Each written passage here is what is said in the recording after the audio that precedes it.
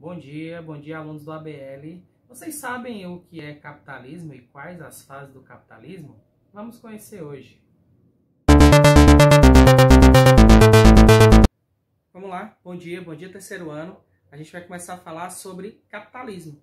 E aí o capitalismo ele tem 4 fases e na aula de hoje a gente vai estudar 2 fases, ok? Pessoal, em relação ao capitalismo, um sistema econômico que nós utilizamos até hoje, né, um dos mais utilizados no mundo, muito mais do que o socialismo, por exemplo, esse capitalismo ele tem origem na Europa, mais ou menos entre o século XV e XVI, e ele vai se disseminar por vários países do mundo, passando aí por diversas fases. E a gente vai olhar como ele se desenvolveu dentro do espaço geográfico. Pessoal, primeiro ponto, e um ponto bem importante, quando é que esse capitalismo realmente se consolida? Quando é que esse capitalismo começa a ser o grande capitalismo e a gente não tem praticamente um outro sistema?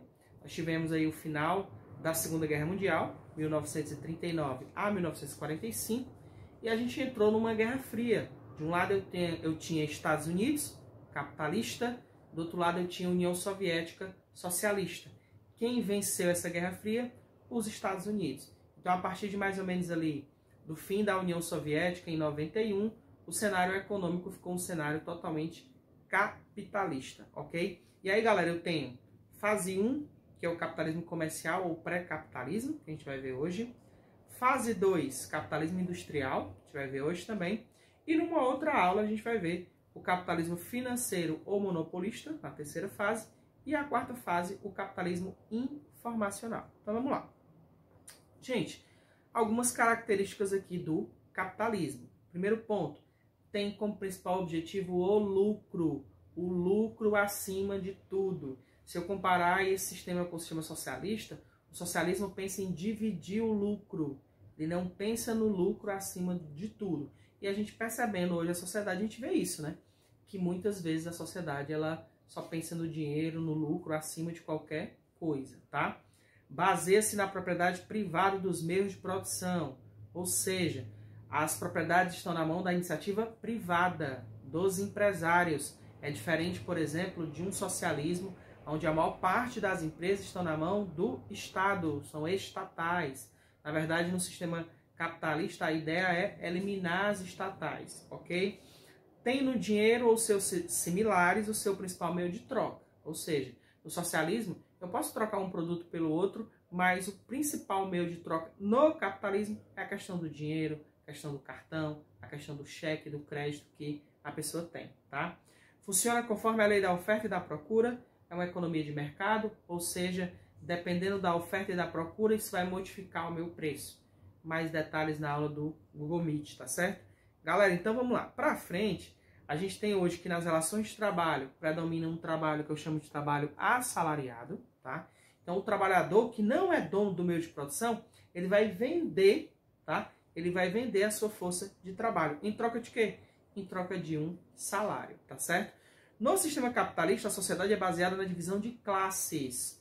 Há uma divisão muito maior de classes do que dentro do socialismo. Gente, no socialismo, as classes elas têm uma diferença muito menor, né, de um ponto para o outro. Vou dar um exemplo aqui no sistema capitalista. Você tem classe A, pessoas de classe A, B, C, D e E, dependendo da renda. Inclusive, se você analisar no seu dia a dia, você tem, por exemplo, Shopping Center classe A. Rio Mar Fortaleza, Iguatemi. Ali são pessoas de classe A que vão frequentar. Não que uma pessoa de classe D e E, C, D e E não possa frequentar. Pode. Mas existem lojas ali para um público A e B. E aí você tem, por exemplo, o Grand Shopping aqui em Messejana. Aí já é um público C, D, E. É um público com um menor valor aquisitivo, ok? Galera, e aí a gente começa a primeira fase. Primeira fase chamada de capitalismo comercial, ou mercantil, ou pré-capitalismo. Gente, essa fase, ela inicia-se aí no século XV e vai até o século XVIII. Que no século XVIII é quando inicia a segunda fase, que aí eu estou falando da Revolução Industrial. Nós sabemos que a Revolução Industrial começou no século XVIII, em 1750 na Inglaterra. Então, vindo aqui para a primeira fase, essa primeira fase ela começa no declínio do feudalismo. Professor, me lembra o que é o feudalismo? Gente, feudalismo, era aquele sistema que era baseado em terras. Quem tinha mais terra tinha mais poder. Era o feudo, sistema feudal. Quem tinha mais terra tinha mais poder. Vamos pensar aqui na Igreja Católica. A Igreja Católica tinha muito poder porque tinha muita terra. Existiam camponeses que tinham muitas terras. Então essas pessoas eram as mais ricas, as mais valorizadas. Só que isso entra em declínio e aí eu começo a partir para um capitalismo comercial. Como o nome mesmo diz, eu vou ter como maior força o comércio. E aí, gente, para isso acontecer, foi dada origem às grandes navegações, os grandes descobrimentos. Potências europeias, principalmente aí Portugal, Espanha, França e Inglaterra, se lançaram aos mares em busca de um novo mundo. O que seria esse novo mundo? Novas terras para serem exploradas. Era um sistema que a gente chamava de colonialismo. Era uma exploração das colônias recém-descobertas. Principalmente no início Portugal e Espanha, mas França e Inglaterra depois vem com muita força. Inclusive a Inglaterra, vocês vão perceber a força que elas tiveram, ela teve nessa nossa aula de hoje, tá certo? E aí, gente, é claro que com essas viagens, as nações europeias estavam garantindo o abastecimento dos seus produtos de matérias-primas, como metais preciosos, como especiarias, que eram os temperos, madeira, pau-brasil, açúcar, café, entre outros, algodão. Então eles conseguiram abastecer o seu mercado, trazendo esse produto para a Europa e aí vendendo esse produto. Essa venda era feita geralmente no comércio. E esse comércio era nos burgos, né? Ou seja, nas grandes feiras em centros urbanos. Ou seja, a cidade ela cresce em importância também nesse período. Porque até então o mundo era muito urbano. Então a cidade, o mundo era muito rural, desculpa. Então ela começa a crescer, essa cidade. O mundo começa a ficar mais urbano e esse comércio é favorecido com esses produtos que eles iam buscar aqui de graça, exploravam. Aí seja no Brasil, seja na América de uma forma geral, seja na África, na Ásia, havia uma exploração muito grande dos europeus. Galera, aí a gente fala aqui de uma DIT.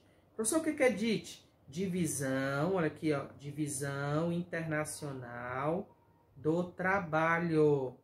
Essa divisão internacional do trabalho, vamos entender como era no início. Existia um pacto colonial. O que era um pacto colonial? Era um exclusivo comércio que a colônia tinha que fazer com a sua metrópole. Ou seja, aquela que, entre aspas, lhe descobriu.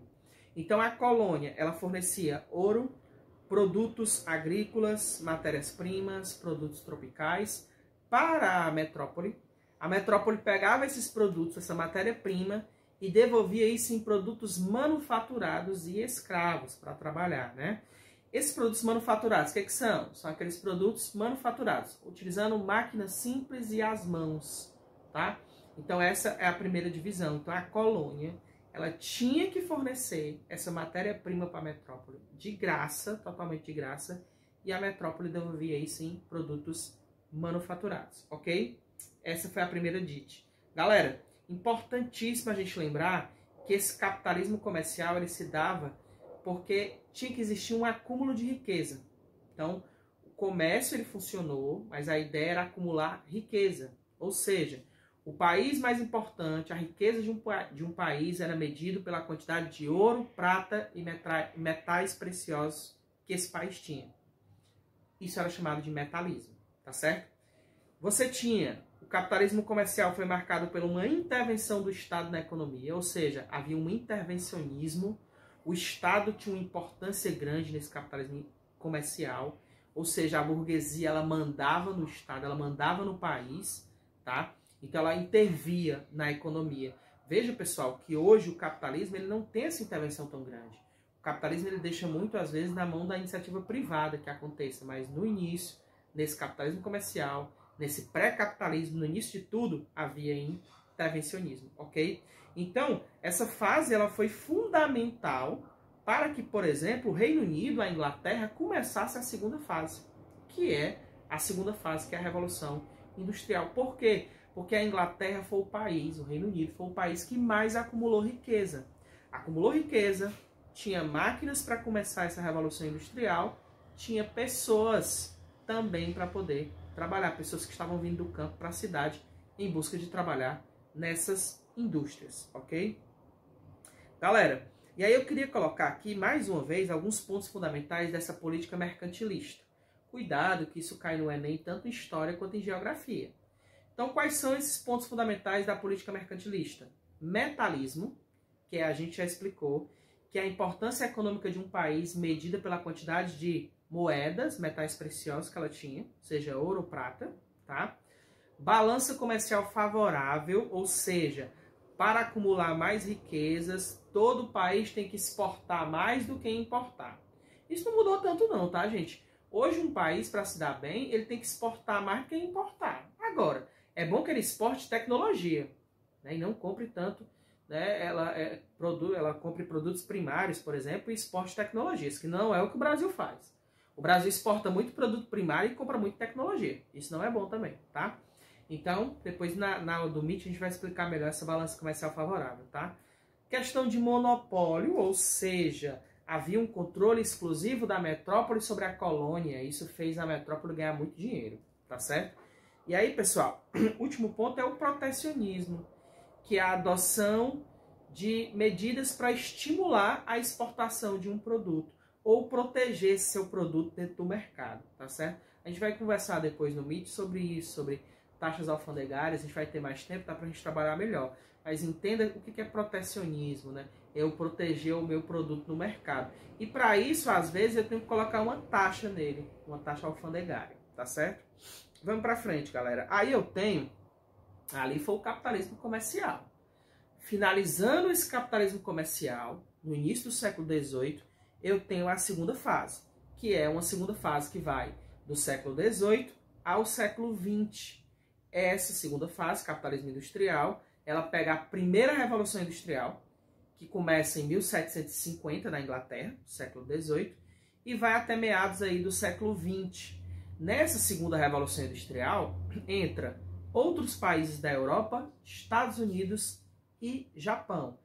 Ela é baseada, né? Ela tem como força a partilha da África e da Ásia para a exploração dessa matéria-prima, tá certo? Ou seja, colonização dessas áreas para a exploração dessa matéria-prima, para fazer a produção, e a essência do sistema deixa de ser o comércio. O lucro vinha da produção de mercadorias. Então eu tinha, gente, que produzir muita mercadoria, a indústria produzir muito para que houvesse lucro, tá? Quem é a pioneira é a Inglaterra, por todos os motivos que eu já falei, tá? A ideia aqui era substituir as manufaturas pelas maquinofaturas, ou seja, eu deixo de utilizar máquinas simples e as mãos para usar máquinas, tá? E a fonte de energia principal foi o carvão, máquinas a vapor, tá certo? Galera, esse trabalho se torna mercadoria, então se eu não sou, como eu falei, né, dono desse meio de produção, eu vou vender a minha força de trabalho. Em troca eu vou receber um salário. Pode ser valorizado ou não. Na grande maioria dos casos não há uma valorização desse salário. A gente trabalha e ganha, às vezes, só um salário mínimo. Não é tão bom, logicamente, né? Galera, aí eu tenho, ó, essa produção industrial torna-se a maior fonte de lucro, tá? E o trabalho assalariado passa a ser a relação típica do capitalismo. Ou seja, eu trabalho para o empresário, para o dono do meio de produção, e ele me devolve um salário, tá? E esse salário, pessoal, eu acabo consumindo com produtos que muitas vezes eu ajudo a fabricar. Então, se eu trabalho numa fábrica e eu faço lá televisões, eu posso comprar uma televisão da própria fábrica que eu comprei. Então, no início era muito assim, né? O lucro ficava totalmente com o dono da fábrica, porque eu produzia um produto ali dentro da cidade e ia consumir um produto que era produzido dentro da própria fábrica, né? Havia uma divisão com especialização do trabalho, ou seja, cada pessoa fazia uma função única dentro da fábrica. Ela não tinha várias funções. Hoje você, dentro de uma empresa, de uma fábrica, você aprende um pouco de tudo. Você faz, às vezes, uma rotação dentro da empresa, aprendendo um pouco de cada coisa. Naquela época, não. Era uma função única, repetitiva, chata, e tinha que ser feito sempre a mesma função. E aí você tinha o que eu chamava de liberalismo econômico, ou seja, uma liberdade de produção e preço. O produto, quem vai equilibrar o preço de um produto no mercado é a oferta e a procura. Por exemplo, vamos pensar que eu tenho um mercantil e eu vou vender 1 quilo de feijão a R$50. 1 quilo de feijão a R$50. Será que alguém vai querer comprar esse meu feijão a R$50? Só vai dizer, vixe, tá muito caro, não vou comprar não. Mas imagina que só eu, Miguel, tenha esse mercantil que tem feijão na cidade inteira, ou no estado inteiro. Se você quiser comer feijão, você tem que comprar de mim. Será que você não vai comprar? Pode ser que você compre. Agora, se eu tiver concorrência, se eu tiver outras pessoas que vendam o feijão, aí eu tenho que baixar o preço. Obrigatoriamente. Se eu não baixar o preço, ninguém vai comprar meu feijão de R$50. Vai ficar ali parado, ok? Era um período que eu chamava de período imperialista. Por quê? Porque eu ia buscar novas nações, por busca de matéria-prima, por busca de mercado consumidor. A ideia é que eu tivesse um amplo mercado consumidor para comprar essas mercadorias da fábrica. A ideia é que eu tivesse uma grande quantidade de matéria-prima para ter mais produção. E era das ferrovias. Por que era das ferrovias, professor? Porque não adianta eu produzir um produto e não ter como escoar esse produto.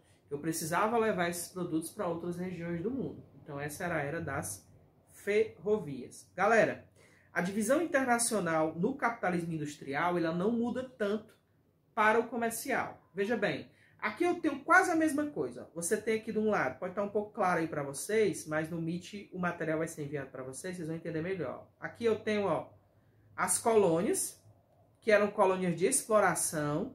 Lembrando que a gente está falando aqui de colônias de exploração, que eram exploradas pelas metrópoles, tá? E você tinha aqui, ó, as metrópoles, através aqui de um processo já de revolução industrial. Então, gente, vamos lá. Essas metrópoles, elas forneciam produtos industrializados, mas ela fornecia esse produto industrializado para ser vendido na colônia através das matérias-primas que a colônia enviava. Então, a colônia, ela enviava produtos primários agrícolas, ou seja, produtos para produção na indústria, produtos primários. A indústria faz essa produção e manda esse produto industrializado para vender na colônia. Gente, uma exploração sem limite. É claro que os caras lá que eram donos das fábricas iam ganhar muito dinheiro. Qual é a diferença dessa DIT industrial para a DIT comercial? Porque nessa DIT, ao invés de vir um produto manufaturado, porque no comercial vinha um produto manufaturado, aqui vem um produto industrializado. Esse produto era feito pela indústria, ok? Então, galera, é isso, tá? Lembre-se que esse recurso não vai substituir a leitura do livro. Eu estou colocando as páginas que você deve ler, tá? Na aula do Meet eu vou sempre dar mais detalhes, essa aula é mais rápida, a aula do Meet eu tenho 1 hora de aula, tá? Assista essa aula no YouTube, ela vai ficar gravada, se você tiver dúvida, pergunte, me procure no privado. Agradeço demais a participação de todos.